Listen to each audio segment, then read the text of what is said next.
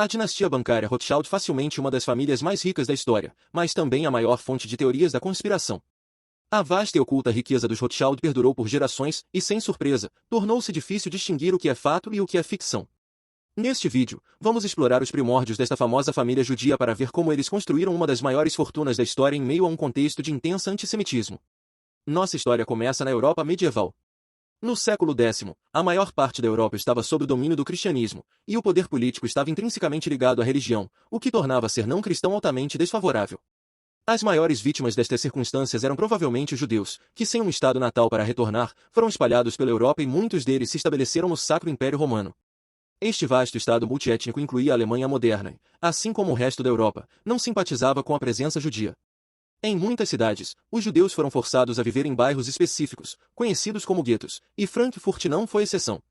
A partir de 1462, todos os judeus da cidade foram confinados a uma única rua estreita fora dos muros da cidade, que ficou conhecida como Judengasse ou o Beco Judeu e consistia em várias casas compactas. Naquela época, os edifícios não eram identificados por números, mas por sinais. Um edifício poderia ser a Casa do Navio, por exemplo, enquanto outro poderia ser a Casa da Pedra Dourada. Uma das placas em uma dessas casas era um escudo vermelho, ou Rothschild em alemão, e a família que vivia na casa tinha o mesmo nome desde pelo menos 1528. Como a maioria das famílias judias da época, os Rothschild estavam envolvidos com finanças. Na Europa medieval, o cristianismo proibia qualquer pessoa de emprestar dinheiro com juros, deixando esse negócio lucrativo nas mãos dos judeus. A experiência com empréstimos, e por extensão, com qualquer coisa relacionada a finanças, foi transmitida de geração para geração e os Rothschild não foram exceção. Eles se especializaram em trocar moedas e negociar moedas colecionáveis. O melhor de todos eles foi Meyer Rothschild. Ele assumiu o negócio da família em 1763 e sua extensa coleção de moedas atraiu os aristocratas mais ricos do Sacro Império Romano. Entre eles estava o príncipe herdeiro Guilherme de Hesse. O príncipe conheceu Meyer em 1769 e rapidamente aprendeu a confiar nele em todos os assuntos relacionados não apenas a moedas colecionáveis, mas a qualquer coisa financeira. Quando Wilhelm chegou ao poder como Wilhelm IX de Hesse em 1785, ele contratou Meyer para administrar suas finanças como seu Hofjude ou judeu da corte. Lembre-se, esse era um arranjo comum na Europa Central. A nobreza terceirizaria suas finanças para os judeus em troca de proteção, dinheiro e, às vezes, até títulos reais de nobreza. Meyer supervisionava os impostos arrecadados nas terras de Wilhelm e tinha que manter seu dinheiro seguro.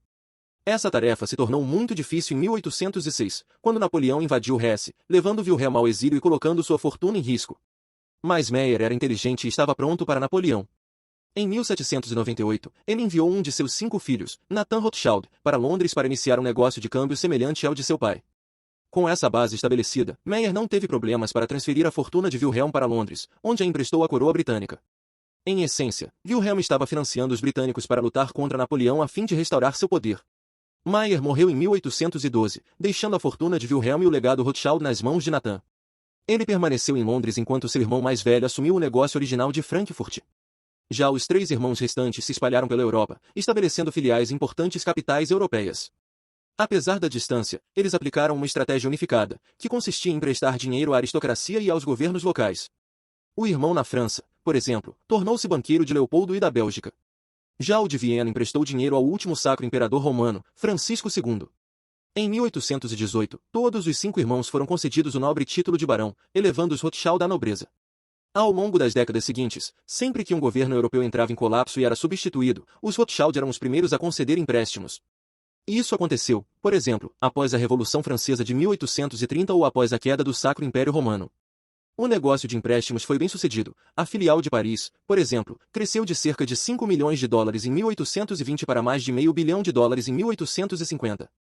Em essência, as 5 famílias Rothschild na época forneciam o mesmo serviço que o Fundo Monetário Internacional fornece hoje, estabilizando as principais moedas e fornecendo empréstimos aos governos, ambos com grande lucro. Além dos empréstimos governamentais, os Rothschild também fizeram muitos investimentos privados ao longo do século XIX. Em 1868, eles compraram uma das propriedades vinícolas mais valiosas da França. Em 1875, adquiriram uma participação minoritária no Canal de Suez do Egito. Em 1883, financiaram o desenvolvimento do primeiro grande poço de petróleo no Velho Mundo, desafiando o monopólio Rockefeller na América. Eles também se tornaram acionistas majoritários do monopólio de diamantes da De Beers e da Rio Tinto, uma das maiores mineradoras do mundo. Durante o século XX, as novas gerações das 5 famílias Rothschild fizeram cada vez menos movimentos bem-sucedidos.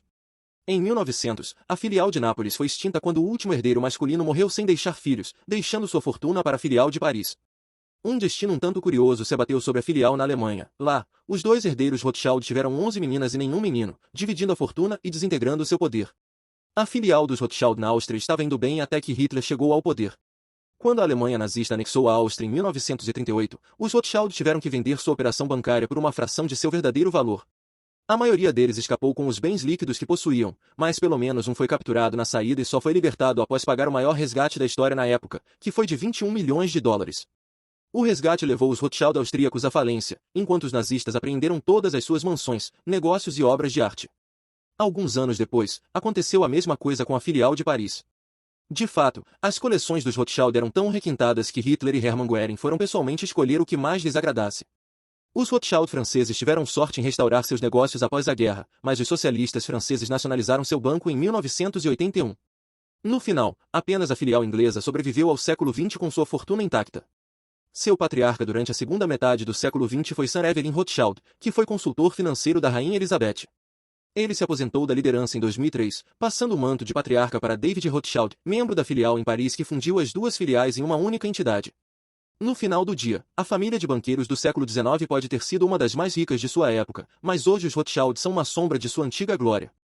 Na verdade, se você consultar a lista de bilionários da Forbes, o primeiro Rothschild aparece no lugar 822, trata-se de Jeff Rothschild, que não tem nenhuma relação com a família de banqueiros Rothschild. Ele não tem ligação sanguínea, apenas compartilha o mesmo nome, assim como dois homens com o sobrenome Goldman podem não ser parentes. O primeiro Rothschild verdadeiro que aparece nesta lista está em #1284, e sua riqueza está ligada a uma empresa de gestão de ativos que administra o dinheiro de outras pessoas.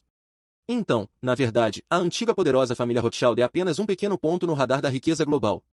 E isso faz sentido, estatisticamente, 90% das famílias ricas perdem sua fortuna na terceira geração. É difícil ser financeiramente responsável quando você nasceu rico e não tem respeito pelo dinheiro. Por que se preocupar em aprender a investir e aumentar sua riqueza quando você pode simplesmente gastar o que seu avô deixou para você?